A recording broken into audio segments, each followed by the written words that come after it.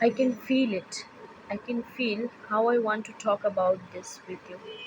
I can touch it, even though it is intangible. I conceive and appreciate it through my nerves, my brain cells, my blood vessels, and mostly through my gasps and breezes. It can give a ticklish feeling, can make my senses wild, and can create anger and resentment periodically. This not concrete thing is nothing but love for you that can surpass the moment, the surroundings, and the existence of other feelings. I reminisce on those delicate and unappetizing moments in life that helped me take this decision of engraving your name inside my heart and soul. 9 years back, that harrowing disease of mine presented me with two superlative binary opposite things. One is the overpowering physical anguish, and the other one revelation of a phenomenal life partner. You know, it is improbable to put a veil on that bleak face of chilled fever, frizzling my lung capacity, enfeebling the strength of bones and muscles. Days and nights were flooded with frequent involuntary tremors or pulses resulting from partial brain infection. The imperceptible bad bacteria aided in severe physical dysfunctions. You were unusual in those days, revealing your true essence and temperament towards me. You stood beside me like a shield, a powerful guardian, often a sensitive friend. I never came across a person blended with proper pragmatic outlook and emotional corner. You not only ensured helping out my mother in all possible means, but also created every magic or stunt to lift up my energy. The persistent fever, infection, seizures gifted me with drooping shoulders and blanching memory.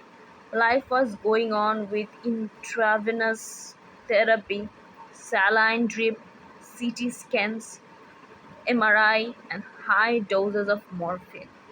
Those 6 months of my life gave me glimpses of both, you know, death and true love. Your effort to keep me mentally alive galvanized the spirit in you to flourish yourself as makeup artist and an experimental chef. Some days in hospitals were healing points. Some days in hospitals were healing points with less pain, no fever, and tremors. You used to jump in the cabin with makeup box, kits, painting brush, colors, and palettes. I still cannot get it into my brain how you gulped every makeup tutorials just to make me happy and beautiful. My mother later described your sudden interest in uncommon pasta and noodles cooking that were actually to keep the environment homely and less icy cold. You tried every thinkable recipes of coffee, noodles, and ramen to feed my mother and my younger brother, along with the intention of warming up the chilled nights there. The day I got sovereignty from the awful malady, you received me with a sumptuous dress consisting of my all-time favorite polka dots. How can I not love you? How could I not get attached to you for the rest of my life? You remained as my sunshine during those eclipse days. Yes, you never acted like we were too much in love. You never said you loved me dearly. You never gifted me romantic cards or flowers in Valentine's Day, even after our marriage. but you made up for everything in those black days of my sickness with human behavior and selfless endeavor. You know, it is heart wrenching to see the extra special feeling towards you getting faded and backgrounded. Oh my god. There seems to appear fog and shadowy wall between us without any clear sign of right passage. But why? How did this happen? And how could this happen between us when we are well? I am healthy, I am fine, and I have come back from my dark days. Our alliance needs some fresh air, colorful episodes, and some exciting trips.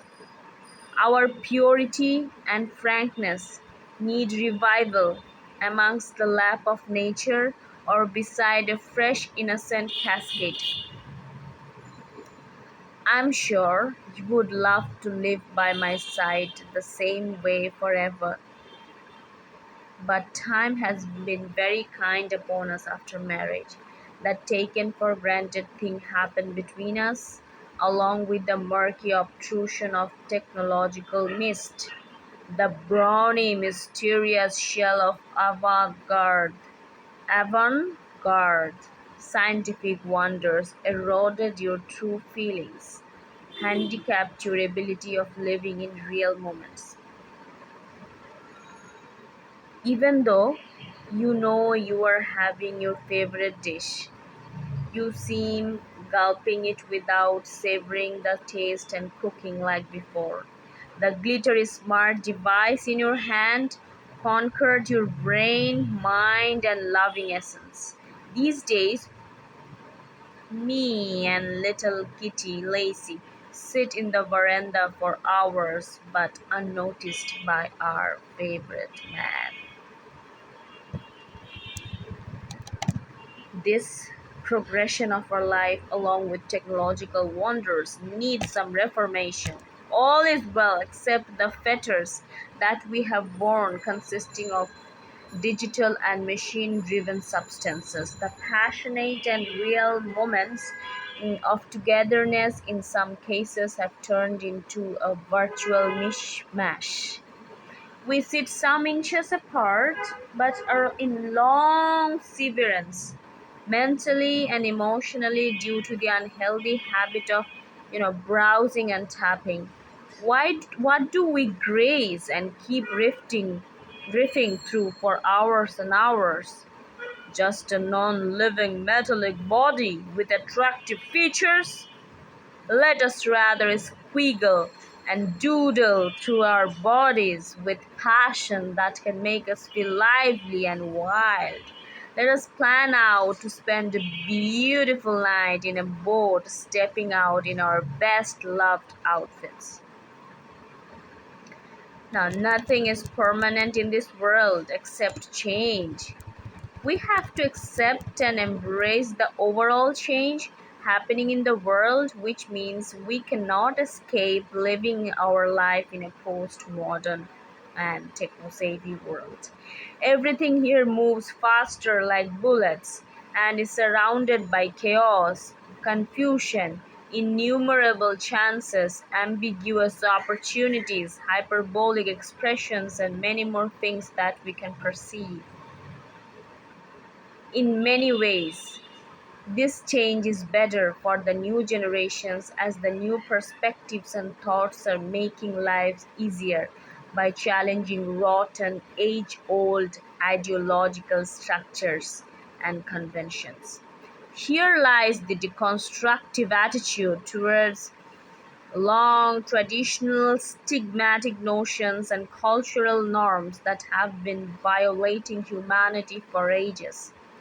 Focusing on our relationship, we can bring out the best from this alluring vicinity and cater to the changes that can fit and benefit us. Do you remember our promise of being in, togetherness even by embracing change in the world? The world, surroundings, time, age, outlook may change variably, but we will lead on life with love, respect, and commitment. You used to admire Matthew Arnold for his thoughts on love, and you always used to murmur, "Ah, love, let us be true to one another, for the world, which seems to lie before us like a land of dreams, so various, so beautiful, so new, hath really neither joy, nor love, nor light, nor certitude, nor peace, nor help for pain. You have once pictured us in the sky, soaring higher and higher to fill up these adventures. I remember you listing our venture to the blue and cold world of fishes, hyacinths, and corals. There is this diary with the dates and budgets for witnessing northern lights and Black Sea. You used to note down, and I used to stare at that. There might have come some tedious phases in life with me and you being in physical touch for a long time, resulting in pungent correspondence. Perhaps, we need some clear space independently that can lighten up the burden of maturity and responsibilities. There could be a short span of severance amongst us in order to safeguard long term commitment and intimacy. There is no harm in trying to be light-hearted with solitary appeasement for some weeks to prepare for dense amendment of a relationship. Now remember that the tears of my eyes still blesses you with gratitude for acting as the empathetic viper and consoler once. The breath of my body got warmth in your embrace and respectful intimacy back then. Now I can see dust in that in that breath, love, companionship that could be eroded by our active participation. There is hope and vibes of unification that can get wings by the focused intervention of yours. It is time you leave behind all the metals and gadgets for a while and step out of digital bubble. That intangible love is superior and can run long with the inclusion of thoughtfulness, approbation, and admiration. There are books and magazines on the shelf waiting for both of us to be explored together. You can make the coffee, and I can set the ambience. Books can create love and magic without unnecessary deviation.